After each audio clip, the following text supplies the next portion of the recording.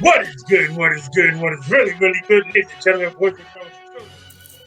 Synful Blaq TV proudly brings to you the NFL Preview. Yes. So I am wearing this face mask, but I'm going to take it off because in this video, we'll be talking about the fake America's team. That is right. We are talking today about the NFC East. Yes, the best, worst division in football, ladies and gentlemen, the NFC East. Now, every year, this division ceases to amaze me. Not because of how impressed I am with their skill, but their lack thereof, ladies and gentlemen. And what I mean by this is that imagine if you will, it's 2012. Imagine you're the NFC South, and you have three teams go 7-9. One team goes 7-8-1. And you have to figure out what team is the best in that division. An anomaly because of how stiff the competition is in that division. Now take that, throw out the competitive side of it, and throw it all on the East Coast. And now you have the NFC least, ladies and gentlemen. That is exactly what happened last year as the winner of the division. Was it a 7-8-1 record? Is that what I remember correctly? No. Last year, the winner of the NFC East was it 9-7. 9-7. So the Cowboys, who stated all year that they were them boys, they have Dak Prescott, they have Zeke Elliott, Amari Cooper, and Jason Witten back playing again. They went 8-8. They were slated to be the Kings. They said that they were them boys, but they were not. They were false prophets, charlatans, hooligans, liars, deceivers. Well, okay, we'll get to that. Hold on, calm down. We'll get to the Cowboys in a minute. Okay. Let's talk about a team that was so bad last year, they lost their name. Let's talk about first the Washington football team. Hold on, I gotta play something. Okay, so every Indian that I talked to was not offended by the Redskins name. Here we go. You want to know what happened last year? Cancel culture. Here we go. Ready for this? Sure. This is the Washington Redskins in a nutshell.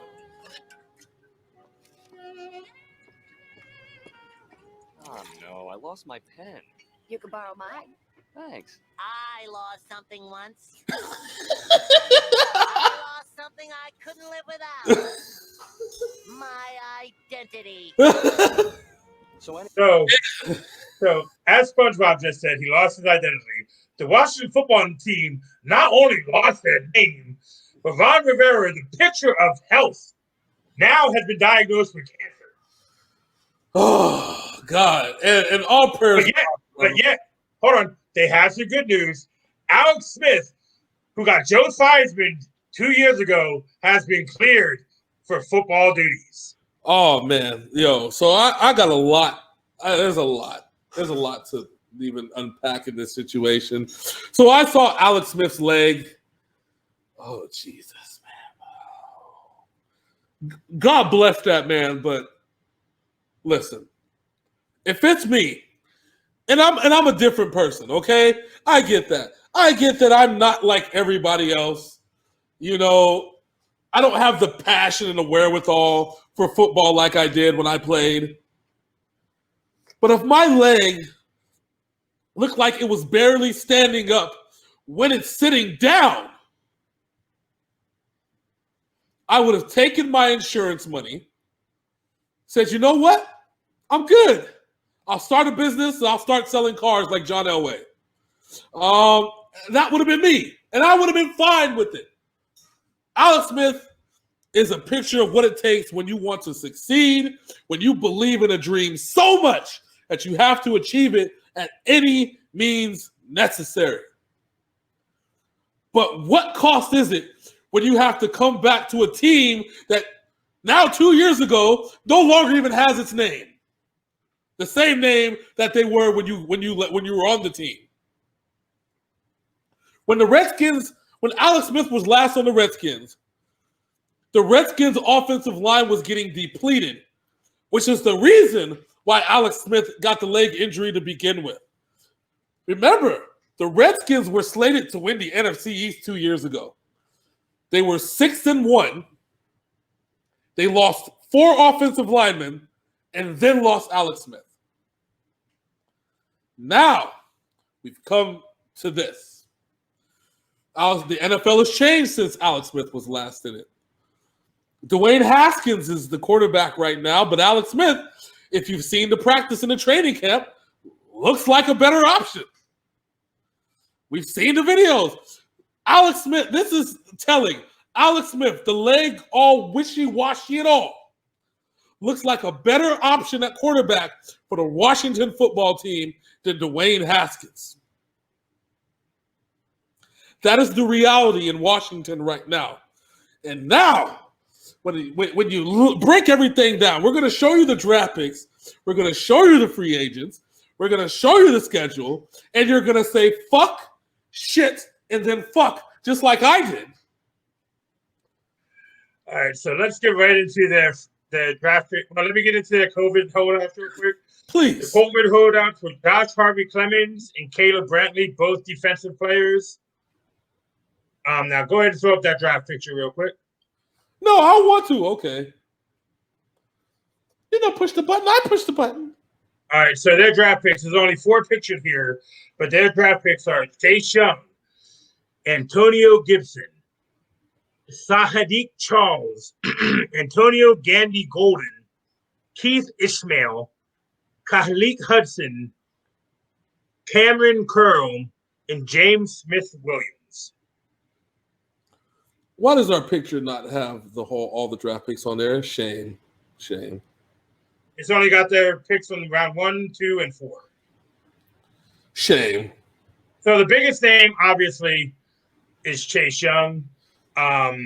He was a fucking All-American defender in college at the Ohio State University. He is now walking onto a defense that is okay, but can he turn this defense into a contender? He alone, no. Unfortunately, Washington has so many problems.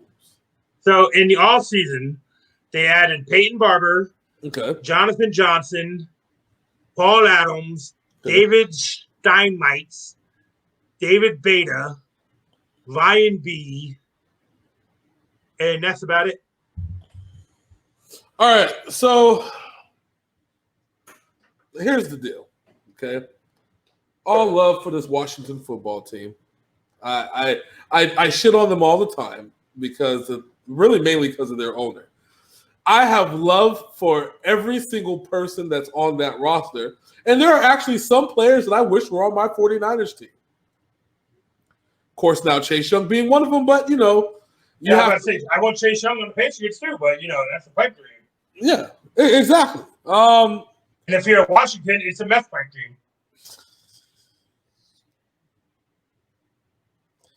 My problem now lies in the fact that this is a clusterfuck of a lot of things going on. They're in D.C., the capital, with it seems like this is the American Conference. We're going to call this the American Conference because we got which is why I'm rocking the flag, baby. Yeah, so we got the Cowboys, we got football teams, we've got Giants who are red, white, and blue, and we got Eagles. And you got the city of brotherly love, the Philadelphia Eagles. The same team that booed Santa Claus. Yes, it's brotherly love. Brotherly love. So let's go ahead and take a look at this Washington football team schedule. I'm sorry. Hold on. That's all bad. All right. So as you see, the schedule is presented by Pepsi. We got the Eagles, the Cardinals, the Browns, the Ravens, the Rams, the Giants, the Cowboys, the Giants, the Lions, the Bengals, the Cowboys, the Steelers, the 49ers, the Seahawks, the Panthers, and the Eagles. Let's see. So I'm going to do this like I did the Jet schedule in the last video. Loss.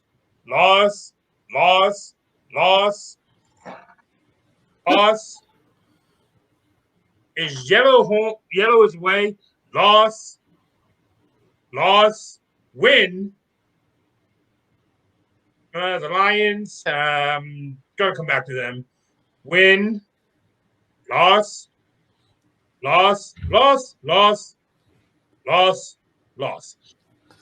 I'm not even going to come back to the Lions. I am going with looking at the schedule and knowing what I know about the Washington Redskins so far.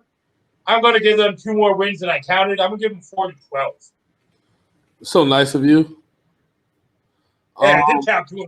I did count 2 and 14. So I say they embarrassed the Cowboys in the home game on Thanksgiving because the Cowboys deserve that.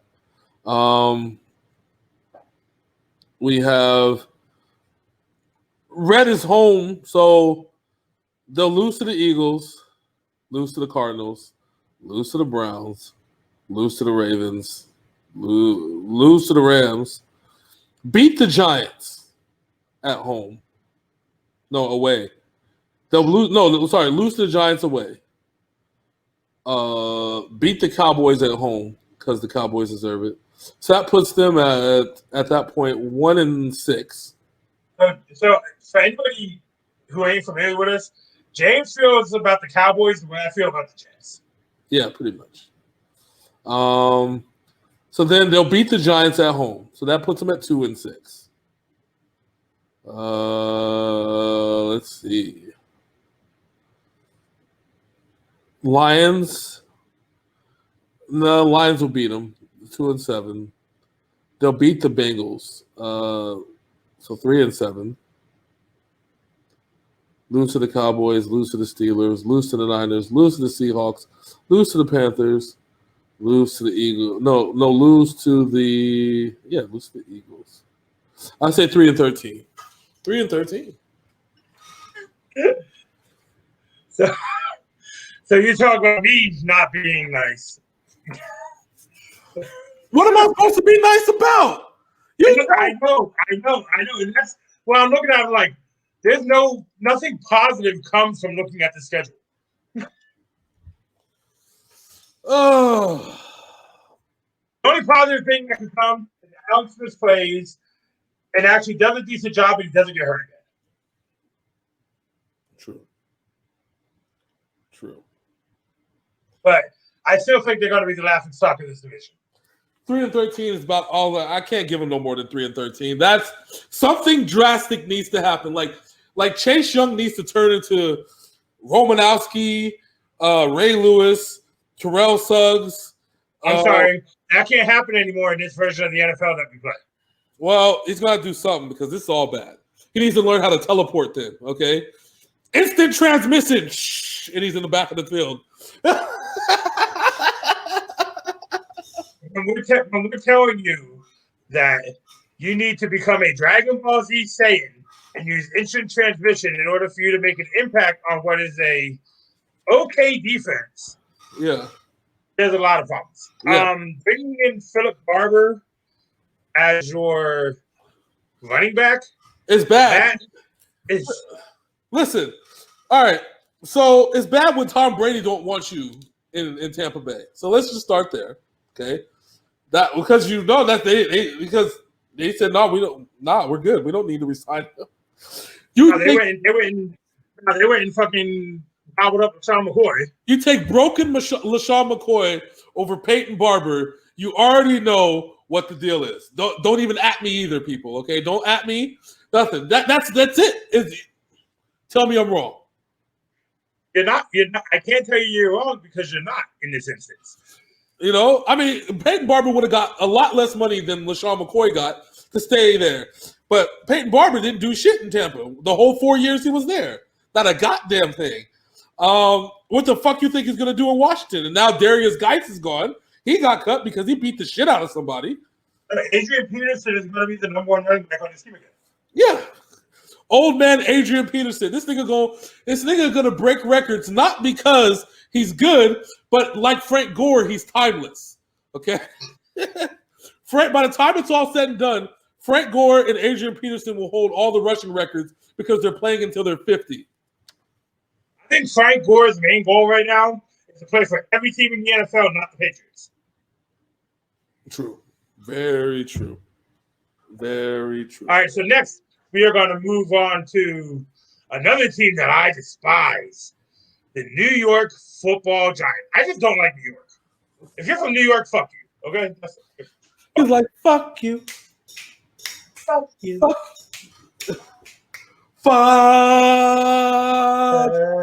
you. Fuck you. So the New York Football Giants, they finished with a 4-12 record. They Down syndrome quarterback retired. They now got Down syndrome junior. I would like to state for the record that one of their best wins came not with their starting quarterback in, but with Eli Manning on his last fucking legs. With Down syndrome senior, because Down syndrome junior was having too many issues last year. Yeah. So this is a team, and I look at them on paper, and I say, they haven't gotten any better. They've got more experience, but they haven't gotten any better. The sad part about this situation is that they're in the NFC East. They could possibly win majority of those games. So their COVID holdouts are Sam Beal, DeMar Scott, and their best offensive lineman, Nate Soldier.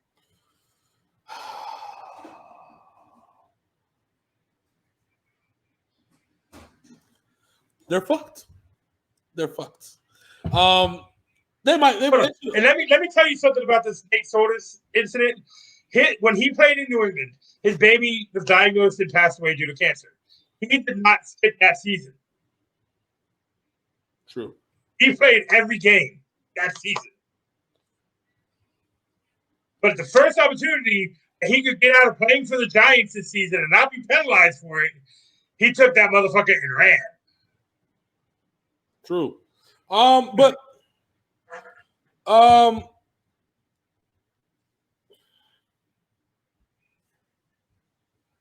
I love Soldier, but he's gone now. He said, you know, fuck this coronavirus and fuck the NFL and fuck you. So now they're just gonna have to live with whatever the fuck they got now, which is I still don't even know what do they have. All right, so give me a free agent. Let me talk about their offseason signings. They signed James Bradbury, Blake Martinez, Levine Tololo, Kyler Fackrell, Cameron Fleming, Nate Ebner, Colt McCoy, Deion Lewis, Drayvon Askew Henry, Austin Johnson, Eric Tomlinson, and Casey Kreider.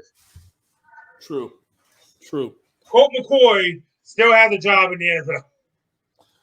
Listen, as long as he does subpar work, he'll always have a job in the NFL. I mean, Colt McCoy shows flashes of greatness and then more flashes of fuck. So that's Colt McCoy's specialty. If that man ever had a specialty, that's it right there. That's just simply it. On the flip side of the situation, that's actually not a bad free agent haul.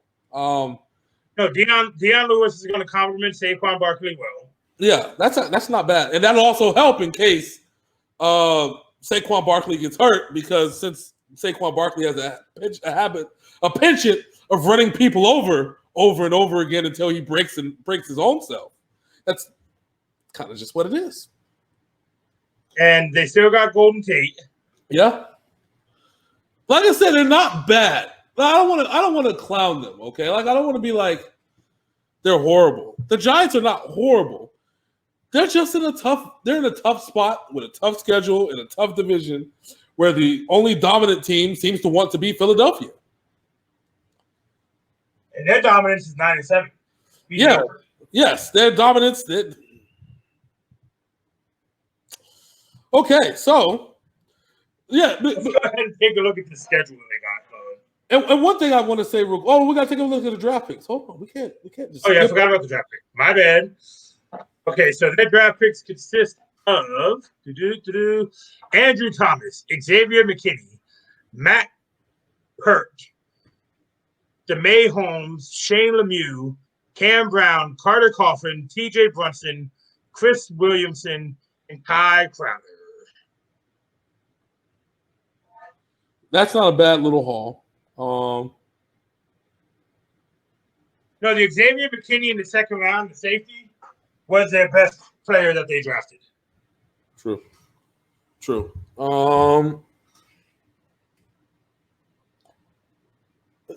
Andrew Thomas, the offensive tackle from Georgia, is decent. Yeah. Oh, it's young. This is going to be a young team. It's a lot of defense they drafted. Yeah. It's going to be because they had to rebuild that shitty defense that they had. Yeah. Daniel Jones is not going to score 35 points in a game. Okay, let's kind of start there. He's not going to throw 5 touchdowns in a game. So they need to find a way to not have to score 5 touchdowns in a fucking game. So I don't know. And any Giants fans out there, I do not apologize for trashing your team as much as I am. No. The good part about this shit is that we know it's a rebuilding year, right? Yeah. The Giants, as they're set up, they're not going to go farther than where they're at. They'll be third in that division, at least this year, and possibly next year if they don't get a superstar or somebody in. They're going to be. How did Ben Screen say it? They're going to be who they are is who we thought they are. That's who they were going to be. Yeah, and there's certain teams like the Redskins who they'll beat twice a year with maybe twice a year. They'll be maybe. They'll probably sneak out a win in Philly and sneak out a win in Dallas. But as far as going against the rest of the NFL, unless they're playing a worse team, it's tough. They don't have the power to do it. They don't have you know what I feel like it is? The Warriors 2 years prior to Curry being the lead 2 guy. You know what I'm saying? Like with Ellis and Curry and nobody else. That's all you got. You got Jones and Barkley. I'm not saying Daniel Jones is a bad quarterback, but year 2 is going to be better than year 1. But the team is young as shit. That's going to be a problem. Being young is not a good thing in the NFL. People will take advantage of you. You need to take your licks. It's not like Andy Reid, who protected Mahomes for the first year, gave him the offense and just said, you know what, run with it, kid. It's not the case. You got to take your licks. Daniel Jones and Barkley will be good. I doubt that the rest of the team will. So, all right, let's go ahead and take a look at that schedule real quick. Kapow! All right, so opening up home against Pittsburgh. Then you got the Bears, the 49ers, the Rams. You got the Cowboys, the football team, the Eagles, the Buccaneers, the football team again, the Eagles, the Bengals, the Seahawks, the Cardinals, the Browns, the Ravens, and you end the season with the Cowboys for your yearly ending. So I can already tell you they're going to lose the Steelers game. That's going to be the Ben Roethlisberger coming out party. They'll lose to the Bears. They'll lose to the Niners. They'll lose to the Rams.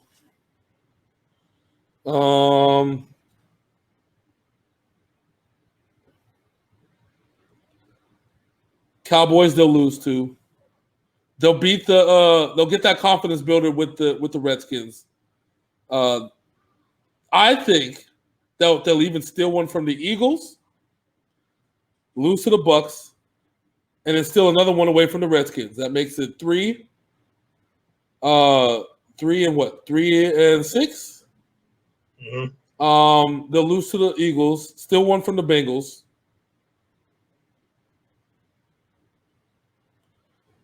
Lose to the Seahawks, lose to the Cardinals,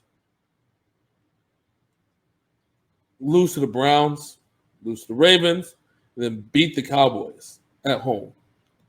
So I have them slated at 5-11.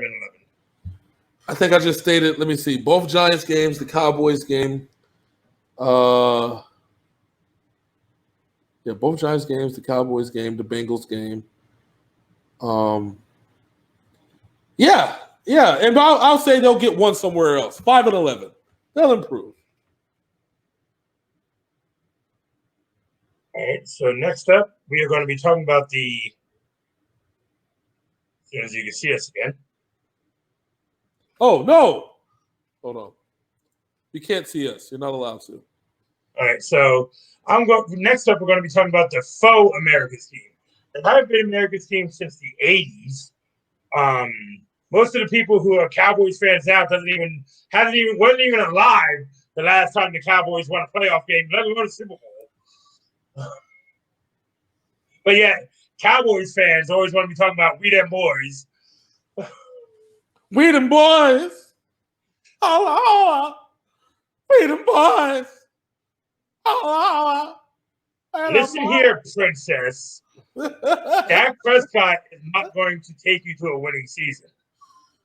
And the fact of the matter is, you guys signed Pro Bowl linebacker Gerald McCoy, and then in a freak one-on-one drill, he tore his quad.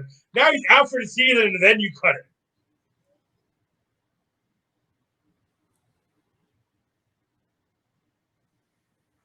Hi, we're the Dallas Cowboys. In our COVID holdouts, it consists of Jameez Alawale, Stephon Gurdy, and Maurice Kennedy.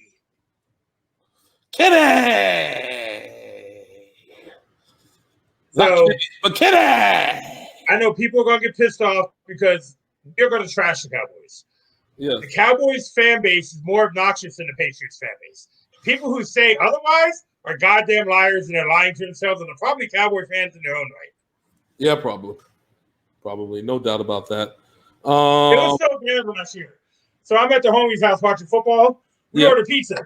We're watching the 49. I think we're watching the 49ers game. Pizza gets there, and the pizza man was like, "Oh yeah, y'all watch the boys?" Like, yeah, watch the 49ers. Like, nope, yeah, they're better than my team. And my boy goes, "Who's your team?" He's like, "Oh, the Cowboys." He's like, "Oh man, I'm sorry. Here's an extra tip for you." He gave him more money because he was a Cowboys fan. That's how bad it is. People are depressed and sad over having to represent this shit fuck team that is the Dallas Cowboys. Okay, listen, the shit fuck team. From the bottom of my heart and all my soul, fuck the Cowboys. Okay, but however, I'm going to be very objective, and I'm going to call it right down the middle. Right down the middle. So, yes, I'm going to call it right down the middle, too. And when we get to the schedule, I will definitely call it right down the middle. So, let's go ahead and talk about their free agent signings. Andy Dalton, Blake Bell, Cameron Irving, Everson Griffin, Alden Smith, they brought back Alden Smith after all the charges he got. Dante Poe. You're talking Maurice about the Cowboys, Kennedy, but okay. yeah, Maurice Kennedy, you're right. Errol Woolley, Clinton Dix, That's right. and Greg Zerline. The biggest one on there that is telling me something is them signing Andy Dalton, a man who took a bad Bengals team to the playoffs 4 years in a row. Yes. Because there was nothing outside of Andy Dalton, AJ Green, and that defense that told you anything that the Bengals were actually a really good team. Okay, because anytime one of those three got affected, guess what happened to the Bengals? They're not a good team anymore. Oh, and guess what? They lost in the first round of the playoffs 9 years in a row. Yes. So, but there's still more, and it's funny because that's more wins than the Cowboys have in the playoffs.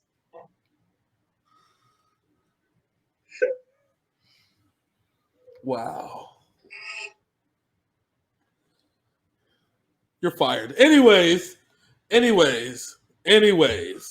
So the big issue that I have with the Cowboys, we got to talk about Alden Smith. They keep hiring.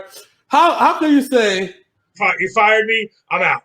Look at that. Like, I don't want to talk to, like, we're not going to hire anybody that kneels for the flag, but we're going to have somebody that beats up everyone. Well, it makes sense because it's coming off of them having Greg Hardy, who beat his girlfriend on top of a pile of guns. You know how you have the Patriot way? It's the Cowboy way. Okay, that's the Cowboy way. Hire a felon, hire domestic violence and sexual assault employee player, and it's the Cowboy way, baby. And I could defend their signings if they were actually winning, but they're not even winning and they're doing this. I swear that our old GM Trent Baalke must be working for the Cowboys front office. They're a project. We gotta take him in. We'll take him in, guy. Come on, let's take him in. Let's go ahead and talk about their draft real quick.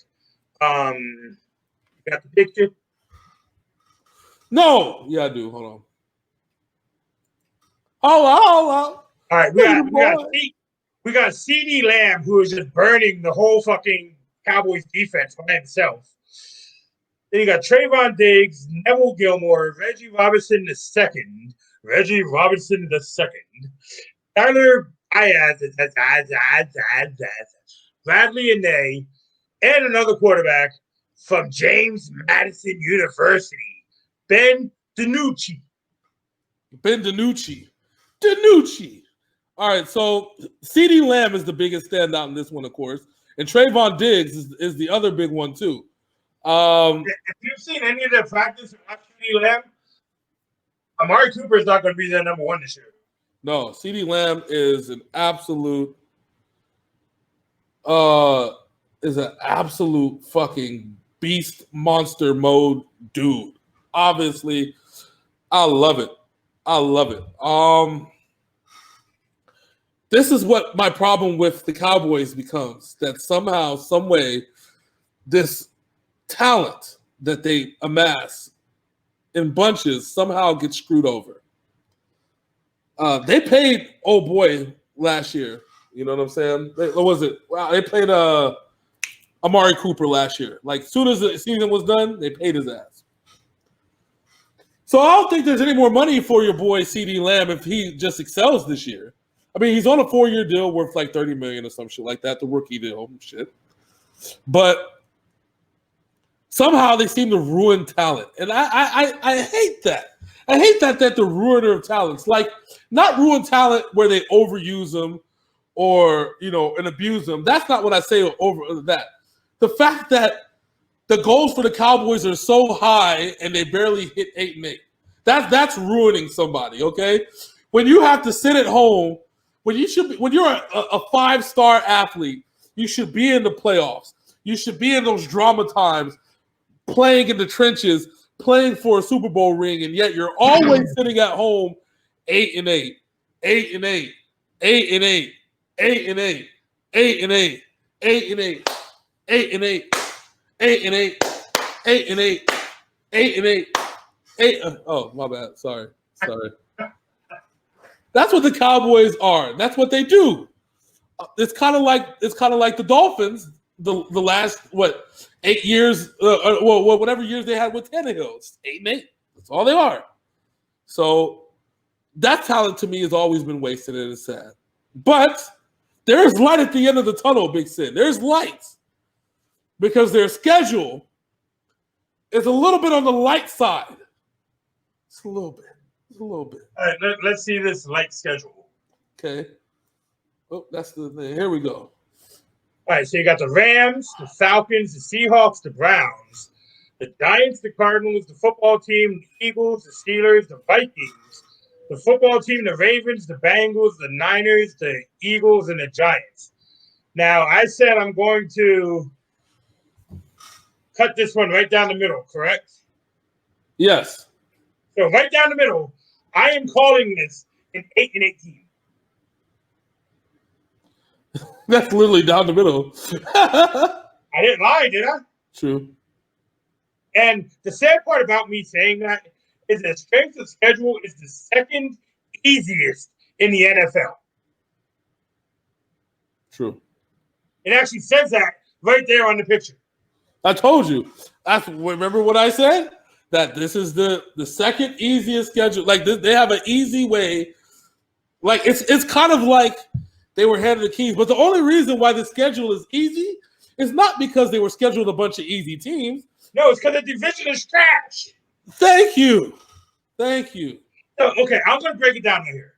Week 1, it's a possible win. Week 2, it's a possible win. Week 3, loss. 4, loss. 5, win. 6, loss. 7, loss. 8, loss. 9, loss. 10, loss. 12, win. 13, loss. 14, win. 15, loss. 16, win. 17, win. Yeah. That is 8-8.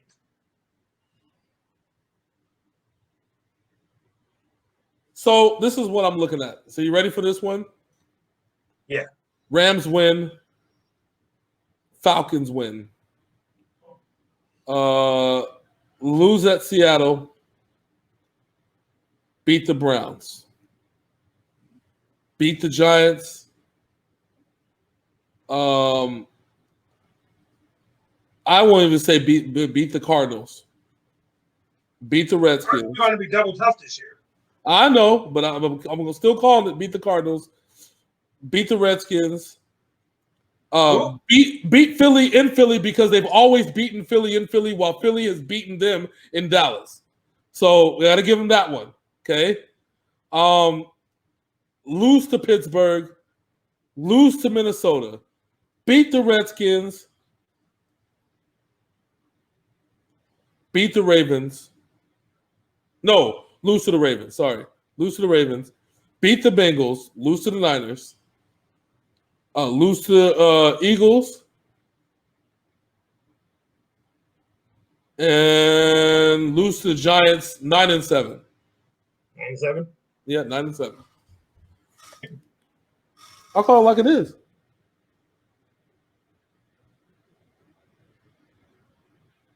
So you going to put us back on screen? No. Okay. Hi. Oh, no, we got an overlay.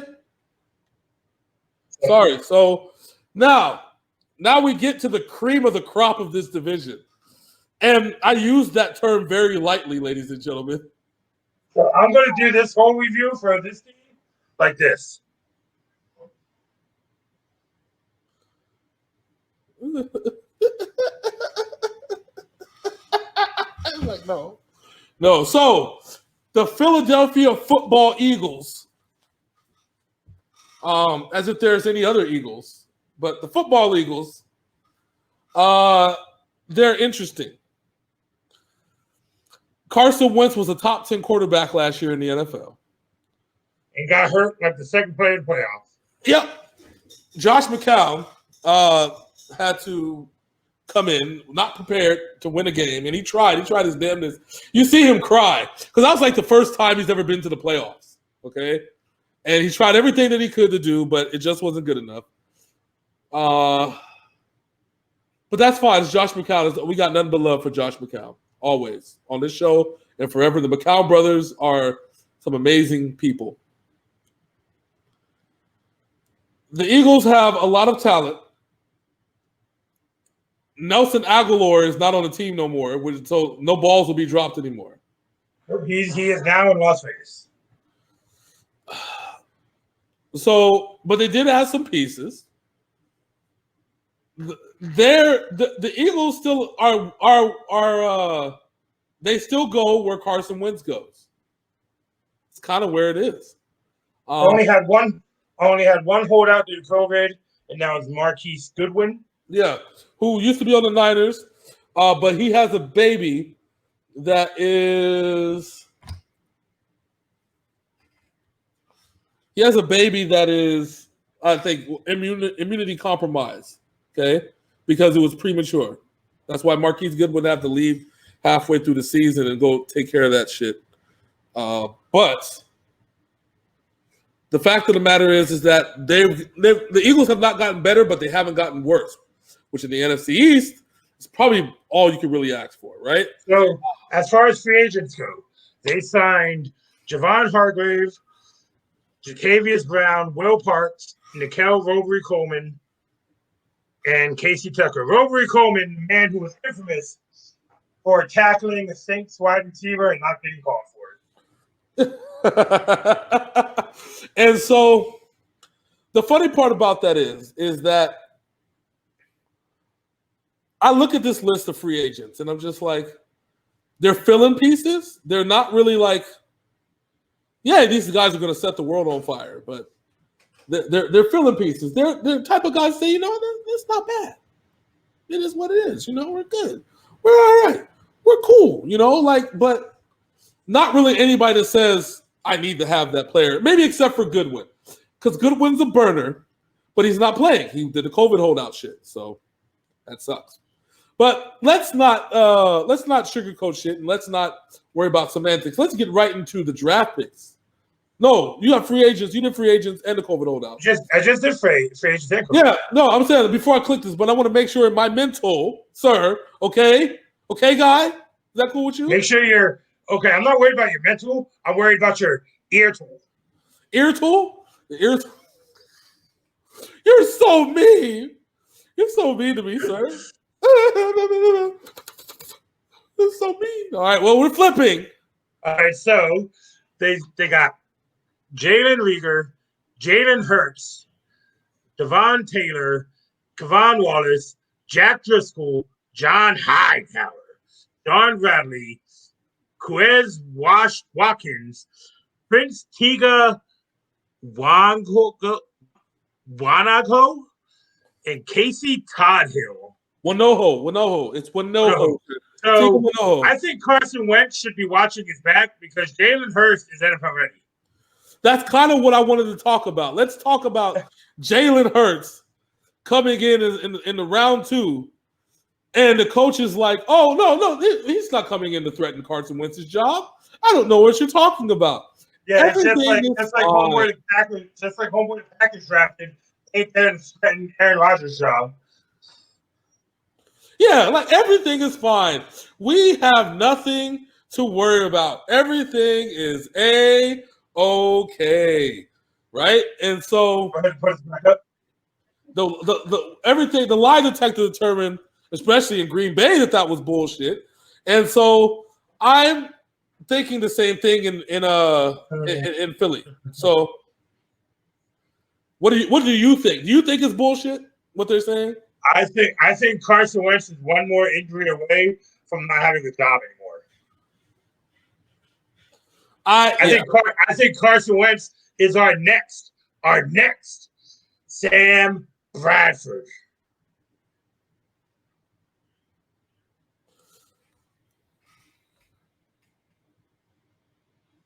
Yeah, I said it.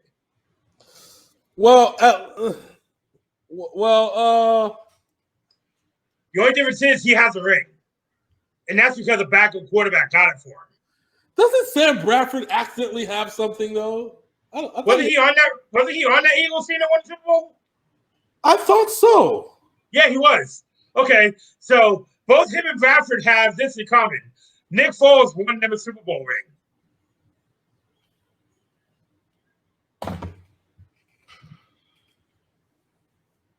Wow. Now that you think about that, it's like, wow. Fuck. So now his contract price just went up about 50 mil. Thanks, Sam. Appreciate you, buddy. There's a reason why Sam Bradford is no longer in the NFL because teams got smart on the fact that he was taking millions from teams and not even playing. Well, you know why? No, let me tell you why Sam Bradford's not playing, okay? So that part is true. But then the statement says, how come guys like Colin Kaepernick never get a chance, but Sam Bradford does? And the jig was up at that point. Sam Bradford's I could back you up on that one, if not for the fact that Nathan Peterman is still in the NFL. That's because John Gruden turned. Do you see John Gruden turned that man loose in the preseason and he went off last year? Did you see that? Nathan Peterman. Anyway, let's get the Eagles schedule, please. Nathan Peterman was the MVP of the preseason last year. Anyway, let's take a look at this schedule.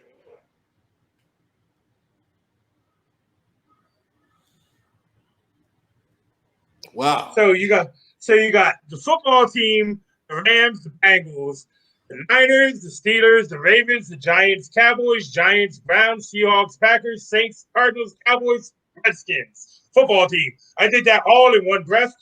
And up until week 3, it's easy coasting. And then I see the 49ers exposing this team, and the downfall begins. Downward spiral. Let's see. I think you're right about the first 3, definitely. Damn, we have no faith in the Rams, do we? Because much like the Raiders, I feel like the Rams have appeared on every episode in like 22 different games, and in all those games they're taking L's. And somehow we'll come up with like fucking 6-10 for them or something. Oh no, right? And like how is that possible? Don't you worry about that, viewer, okay? So